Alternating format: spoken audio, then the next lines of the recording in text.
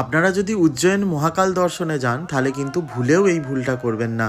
কারণ প্রথমেই যেটা অনেকেই ভুল করে যে উজ্জয়ন পৌঁছেই প্রথমে মহাকাল দর্শনে যায়, কিন্তু সেটা নয়। কথাই আছে যে প্রথমেই কাল ভৈরবের দর্শন করে কাল ভৈরবের অনুমতি আর দর্শন ছাড়া কিন্তু মহাকালের দর্শন অধুরা থেকে যায়।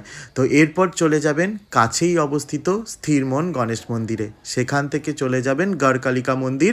এটা 51 সতীপীঠের একটা পীঠ যেখানে মায়ের ওষ্ঠ পতিত হয়েছিল।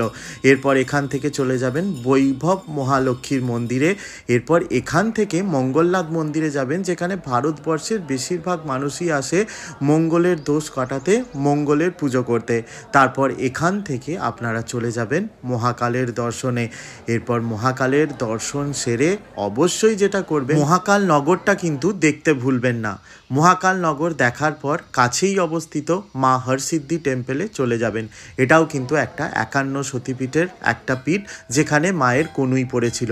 আর এখানের সবথেকের যেটা ভালো দেখতে লাগবে সেটা হচ্ছে সন্ধ্যা আরতি, যেটা ভুলেও কিন্তু মিস করবেন না। এরপর এখানের আরও একটা দেখার বিষয় হলো রামঘাটের শিপ্রা নদীর তীরের আরতি। আর হাতে অবশ্যই একদিন সময় নিয়ে চেষ্টা করবেন মহাকালের শয়ন আরতি আর ভস্ম আরতি দেখার।